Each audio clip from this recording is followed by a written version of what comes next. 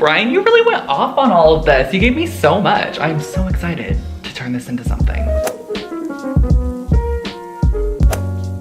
Right when we decided that we were going to be doing this idea for a video, I knew I wanted to create a nightstand. So I went to IKEA and got this nice bamboo nightstand base, and I'm actually pulling out the drawer front from the package, and I'm using a ruler to measure in 1 1/4 inch on the left and the right side and drawing a line. This is going to be our cut line for the left and the right side, and then for the top and the bottom of this drawer front, I'm just going in 1/2 inch, and I'm just freehanding around this little knob section or like pull section, and then I'm also going in on the corners. Wherever there's a corner on the inside of our cut lines, I'm actually creating a little hole, which is going to be a drill hole, because we are now going to be drilling through. And the reason that we're doing this is it's going to be creating a starting and a stopping point for our sawing, which you're going to see in just a second here. So now we get to the fun part, and actually my really good friend Rachel let me use her power tools for this video. This is a scroll saw, and it's literally just like a sewing machine, but instead you are cutting wood instead of sewing fabric. A little bit more intimidating, but I swear to you guys, it was so simple and easy. And again, those holes that we created with the drill are kind of just starting and stopping points. So once you reach your next hole from cutting, you can kind of like take a break. And then once you are completely done, you have this nice little frame here, which you can go in and touch up with sandpaper to just smooth down the edges. So now comes the fun decorative part. So I'm actually going to be stapling this down to the back side of the drawer front, and I'm putting the correct side through the hole, so you're actually seeing the correct side through it. And I'm just using a generous amount of staples all the way around the outside of this. And then what I'm going to be doing is using some gardening shears or just like more heavy duty scissors, just to cut around the entire outside of the frame, and then also to cut through this little notch section, which is going to be a great drawer pull. But come on guys, I could not just stop there. I actually took the bottom shelf and cut all of the crossbars in the bottom shelf out with the scroll saw, and then I stapled a large section of that woven cane that he did to the underside of the shelf. That way when I installed it, it still acted as a shelf, and this is pretty heavy duty like woven cane. Like, it is a great quality. He made it really nice. So I was actually able to use this as a functioning shelf, and then I went in with a little bit of glue and just secured those edges, built it as the IKEA instructions showed, and that basically finishes off your really pretty and kind of updated IKEA wooden nightstand.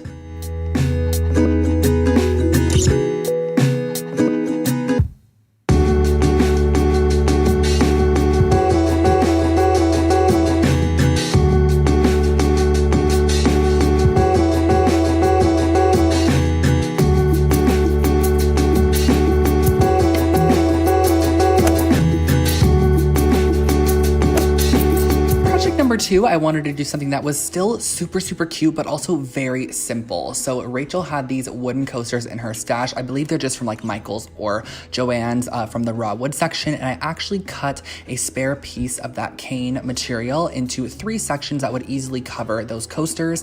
And I used a bit of my Quick Hold E6000 adhesive, and I placed this on the back side of the weave in the more chunkier sections. Like, I'm pasting this down in the sections of the weave that have a lot more surface space.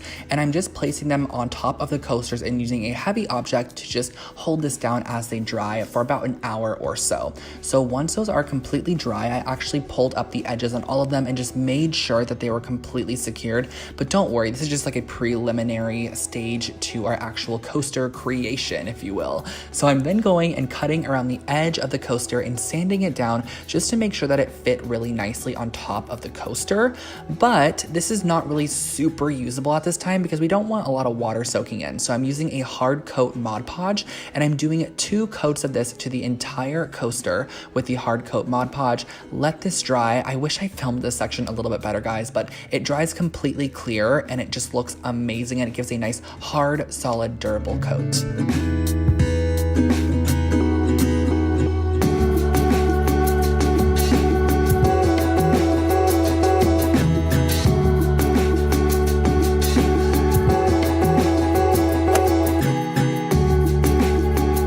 Alright guys, I'm not gonna lie, this last project was one where halfway through I was like, I am throwing this in the garbage. I was not happy with it, but in the end it turned out to be my absolute favorite project. So I took one of the large sheets that he sent me and I curved it around a scrap piece of wood, and I kind of just marked a couple points of that curve, then filled in the lines very freehand, because what I am doing is I'm gonna be creating a wall sconce, and I wanted to almost have this like very mid-century, almost vintage kind of vibe to it. Like, I absolutely love it. So I curved it around, kind of drew out the design I wanted, and I made sure each side was semi-symmetrical. And then what I did was I cut this shape out on the scroll saw, and I could not even tell you what kind of wood this is. It was just a scrap piece of wood in Rachel's collection.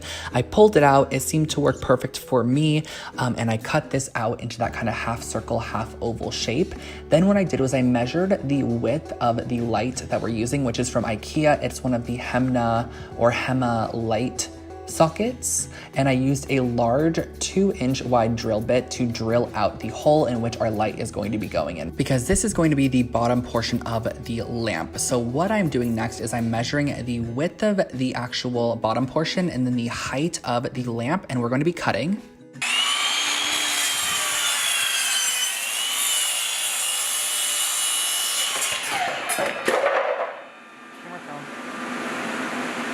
And I don't suggest you cut how I did. I am not a good carpenter, but you know, I am trying. So I cut that wood out to be the same exact width of that half circle that we created at first, and then also to be the height of the rattan sheet that we are using. So this is the basic shape we have. So there's a back piece and then there's a bottom piece. So I'm using my quick hold cement adhesive that you guys always see me use, and I'm gluing the rattan to the half circle section of this piece here. So I'm gluing the bottom side to it, making sure that it's butted up all the way to the edge, and then I'm also gluing up the left and the right sides as well.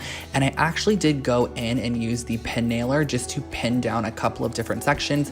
It's just gonna hold it down. You literally cannot see the pins at all. They're super, super tiny and microscopic, but it's gonna hold it down while it dries and keeps it nice and taut. And then I repeated that same exact process on the opposite side by gluing it down and using the pin nailer, and then just using a pair of shears to cut off any excess material that we are not using. And again, you can go in with sandpaper if you desire. And then last but not least, we're just hanging one of these little circle half hooks on the back side, which is going to be perfect for hanging up your brand new wall sconce. So just string through your lighting fixture and you are good to go.